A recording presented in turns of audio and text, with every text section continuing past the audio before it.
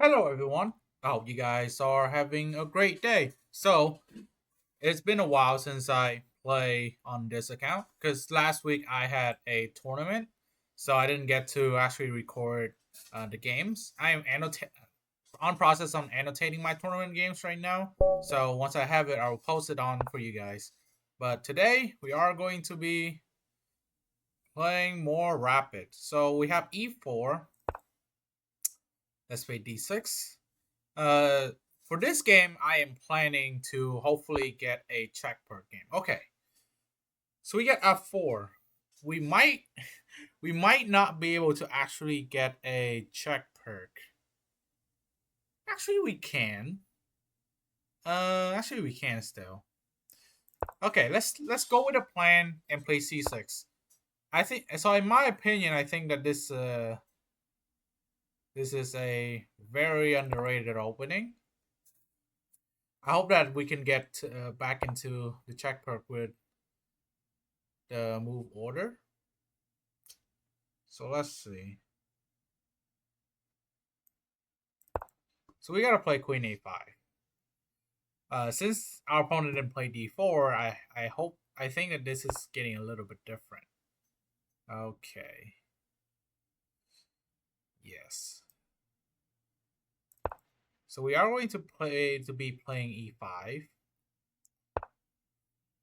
Oh, okay. And our opponent on move 6 have blundered a piece. We playing Queen C5 check. So I think our opponent was thinking that it was trying to provoke us to play C5. So that's why. So I think that's why he wanted to play f4 with the McDonald attack. However, it is just not a very good opening. So okay, so what do we do here? We can play queen. Actually, oh wait, okay. Um, let's see. So we have queen e6 and we have queen c5. Although we're up a piece, but this game is not over by any means because we still have to castle our king and develop our pieces, which is not the end of the world to try to do. But given how behind our development is, it's going to be a little bit tough. So queen e6, if knight f3, which is going to be playing bishop e7, and d4 we can just castle. If we have time to play bishop e7 and castle, that would be good. However, if queen e6, e4, and d4 is play, we can play bishop e7 still, and there's no d5 because the knight will be hanging. Okay, I think I'm going to go for queen e6. I am trying to play a little bit faster here because you watch some of my previous videos.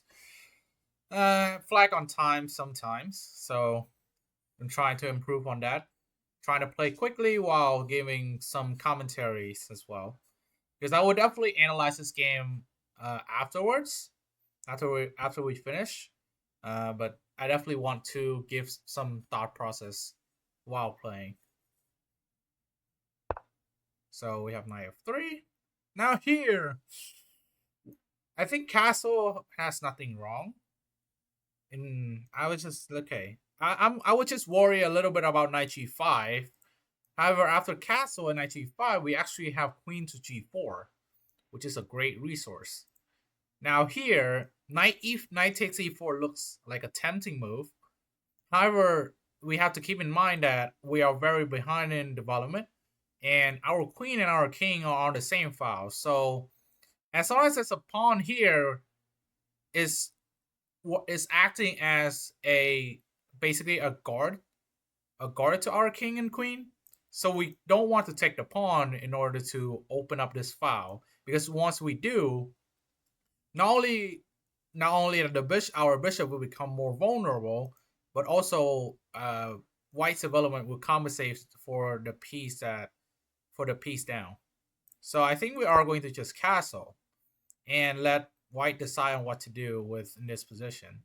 Now, if white it goes e5, which white does, I personally think there's nothing wrong with that. We could just reply with knight to d5, and if our opponent takes, we're going to just take with the pawn and look at what we did. So we open up the c6 square for the knight to develop, and eventually we'll move the queen and we'll get the bishop into the game. The knight doesn't really want to be on d7 because it's a very awkward square right now, because we're already behind in development, so we don't want to block the bishop furthermore. Okay, so bishop to f4. Very interesting move. Now, okay, so now we are pretty much just better here. Note here that since we have an extra light square bishop, what we want to do is to take control of the as many light squares as possible. And if you're seeing what I'm trying to point right now, this is a very good diagonal for our bishop to be in. So we are going to be playing queen to g6. We're not playing queen to g4 because I don't think there's any necessity into that. And also, I am still debating on whether to play bishop g4 or bishop g5. However, since our opponent moved the queen, we are going to be playing bishop f5. And now here after rook a to e1, I think we could put our bishop onto e4, but I don't know if that's a good decision. Note here that there's no knight h4 because our bishop is covering. That's a very important detail.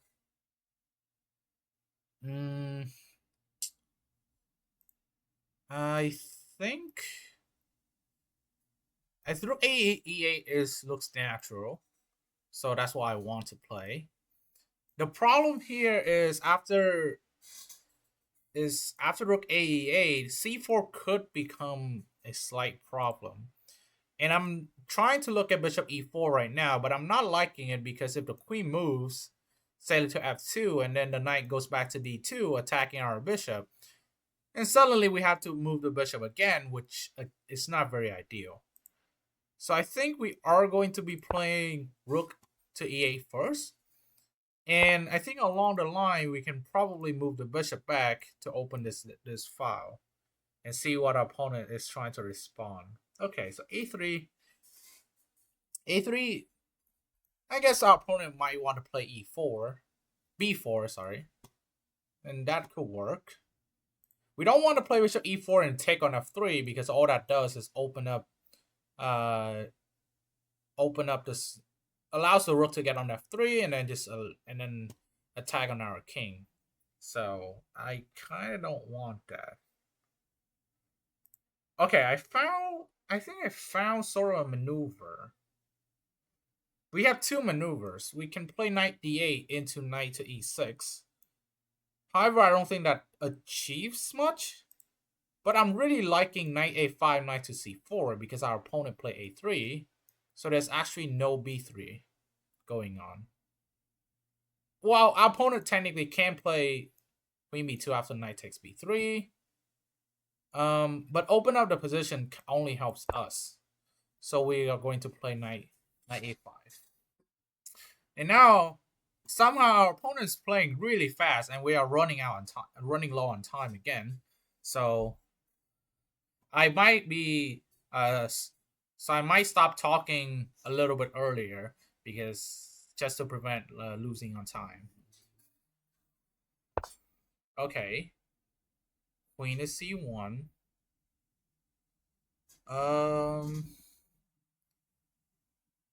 I think we have a combo to just win the rook, right? Okay, knight b. I think knight b3 wins the rook. Knight b3, queen d1 force. Bishop c2, queen e2, bishop d3, and takes. Yeah, I think we can just win it by force. So knight b3, queen d1 is force. Well, actually, our opponent, he can go queen e3. It's not that forced. But yeah, our opponent's most likely going to go queen d1. And now queen e2 is forced. So he could have gone queen e3, and now knight on b3 will look a little bit awkward. But then we can just rotate it back to a5 and go to c4 anyways. Our position is currently half frozen in a way. So let's take this, and now we're going to play knight a5 again. And queen a4. We are going to play queen a6 is actually a pretty great move. But if we really want to trade off the queens, we could bait this queen into taking on a7, and then we play queen a6. But after knight c4 is b3. So I think we're going to play queen a6 here. And then we are going to play knight c4. If white trade queens, then we just up a full rook, and this is a very easy endgame to play. If queen b3, then we have queen b6. Queen b6 attacking on b2. And it's honestly not easy for white to keep pieces on the board. Okay, rook to g1. Let's go with the plan. Let's go knight to c4. Queen to c2 is play. So now I think queen b6 is the move here. He kind of has to play rook b1 here. He doesn't want to lose. Okay, bishop c1. That's also a move. But I think now is probably a good time to finally strike on the center with f6. And we're going to take with the bishop just to prevent this. I mean, actually, I guess b3 is also sort of an issue. So let's play. Actually, queen e6 might run to rook e1. It's not what I want. Okay, let's play rook e7 here. Our opponent is playing really fast, and I think it's kind of out of tilt. So, okay, so queen f5, we're going to play queen e6, obviously, to protect d5. And queen h5 is likely to be played. Okay, let's play queen c2, which is weird. So, let's... queen e4, queen a4. That's not into my liking. But we can still just play bishop h4. Okay, let's play queen e4. If queen a4, we're going to play bishop h4, and we're going to try to deliver a decisive attack. We only have 58 seconds here, but given our attack, it should be sufficient enough to win. Unless white trade queens, which of course we guarantee to win, but given our time situation, I'm not sure. Okay, queen f2.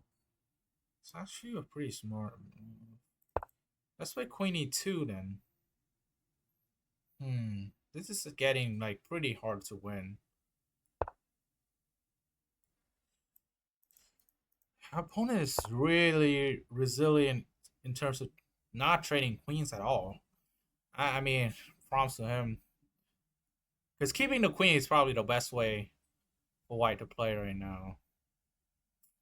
White's trying to just flag me, and I'm kind of seeing that. So maybe I should play knight e3, but now this queen f4. Queen f4. Queen f4. I'm not in. Okay, our opponent finally trade queens. Okay, we have 39 seconds to convert this endgame.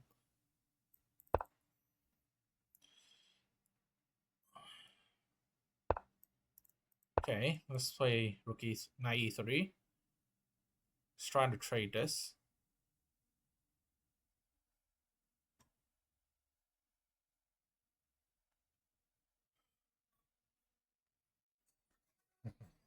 Okay, this is getting kind of intense.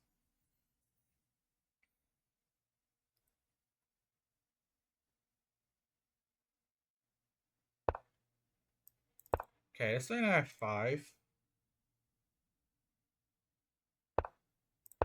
Rook to e2.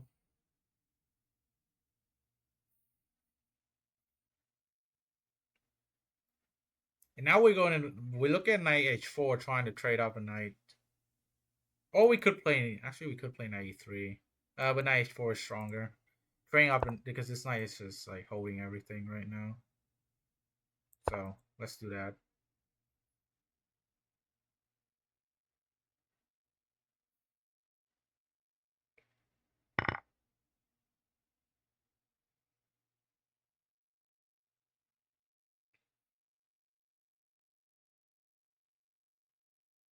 Okay, I think we can win this.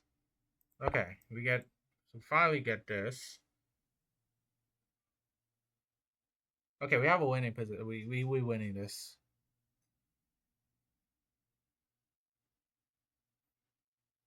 The bishop can't move because we just take and then we have checkmate. Or we have a full rook. Or rook takes and then we just take the bishop.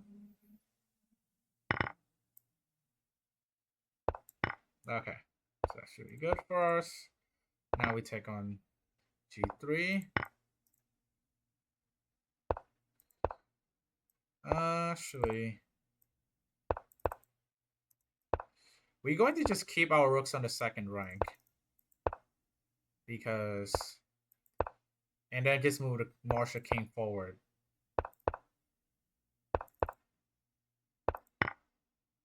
Yeah, and then we have a checkmate, which is the quickest way to win this.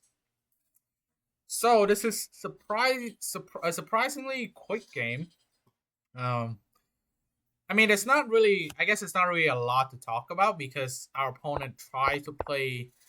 A lot of people on around like this elo, like 2000 league chess, and I guess probably 1800 chess.com, they tend to play a lot of e4 and f4 early on, and they think they're going to transpose into a Grand Prix, which I could have played a Grand Prix to show you guys with c5, and I know how to play against this. However, the thing is, I wanted to play c6, and funny enough, it's not even that bad.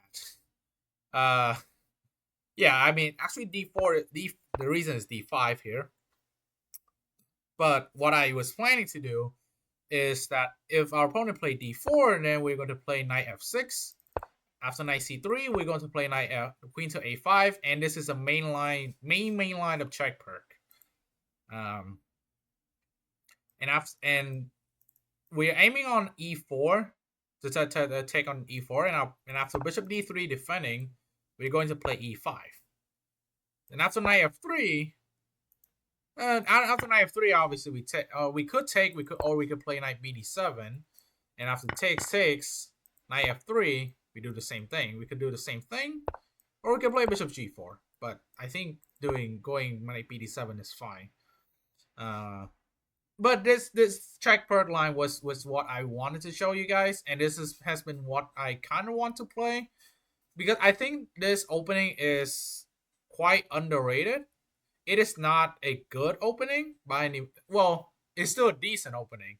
However, it's not very viable because you look at the engine here, right? It's almost +1.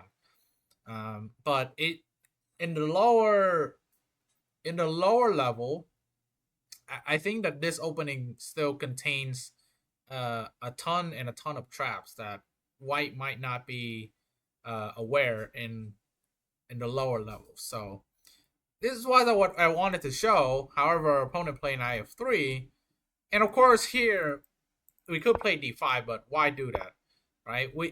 I'm trying to show the Czech Pirc, and I hope that my opponent was flipping the move order. But knight C3, and now I just play Queen A5, and of course like here, white can't play D4 because we just take on E4 and we have a full free pawn. And our opponent just tried to play a system that he thinks that is good, but he's not aware of all the tactics that could happen. This is what happened when you push the F pawn and put a piece on kind of like a lot of these squares, right? On this file as well. So I just play e5, and then our opponent somehow just castle. And as you see, it's not very, very clear. So even if after I'm up a piece, it's -2, which is of course like really good. We just up a full piece. How well, not a full piece, a piece for a pawn. However, we still have to play really accurately. So queen e6 is definitely the safest move. I was looking at queen d4, and maybe queen c5. But see, queen c5 runs into d4, and I have to move the queen again, and it's equal. It's kind of equal. Queen d4 runs into knight f3, and then we have to move the queen again. So I was looking for a move that allow me to not move the queen right after. And queen e6 is like one of the best moves that white cannot attack right away in the next move, because any other move like say queen to b4 is a3, right? So queen a6 is a little too passive. So we went to queen e6, and honestly, we're not really blocking the development of the bishop, because we will move the queen or again afterwards. I just didn't want to move it right away. So d4, we develop the king side in order to get our king into safety. Knight to f3, castle, and now this position is justified to be better for black. So e5, which is a positionally bad move because it allowed our knight to get on d5, and the trade was okay, but it allowed the knight to get on c6, and now we have a pawn to hold this entire pawn chain, right? Just one pawn on d5, and it's holding the entire thing. So good for us. And afterwards, everything else is just pretty much a conversion. Let's see if there's any other moment that I want to address. So I guess here after knight b3, yeah, queen e3 is forced. But we could just play knight a5 again, and let's say our opponent play here again. Then now we play knight c4. b3 is not possible because we just take. So it's never b3. And if b4 is played, well, look what our opponent just did. Now we have another knight just sitting on c4, and it's on a light square, so it can pretty much never be kicked out. So, but our opponent played queen d1 here, and then we just get we just grab the rook. And here, queen a6 is best. I was looking at knight c4, hoping for queen takes a7, and then we can just play queen a6. And this position is easy because if bishop c1, rook here, rook f2, or I guess b4 is fine, but we just play a5. And eventually we'll have an open file to play around. But here after this, there's bishop c1 or there's queen c. Oh wait, there's no queen c2. Oh, there's no queen c2. So if queen b3, queen to b6. I missed that the queen is covering c2. But then our opponent somehow just randomly find bishop c1 or I guess b4. Then wow, actually b4 we still have queen a6 because we're attacking this, and white's forced to trade. So anyways, we messed up a little bit in our move order, but we're still a lot better. We just don't have a lot of time, which we try. Honestly, it prompts the white for trying to keep the queens on the board for as long as possible. But after this, I guess queen f4 is sketchy. White probably didn't really look at this properly. So, because there's actually no good discovery for the bishop, so I don't know where I'm going. But yeah, I guess I could play something like rook e2 and then just keep playing. But after trading queens, the position became fairly straightforward. Because after this, I mean, yeah, okay, I guess king h2 is like the only move that's not mate. Yeah, okay. King g4 is this. Fine. But after king h2, rook e2, everything is just very simple because we just trade pieces and attack on g2. The white's position is just so bad that white can't even move any pieces. So yeah, I think that was a really quick game. Hope you guys enjoy, and I'll see you guys in the next one. Don't forget to like and subscribe also. Peace.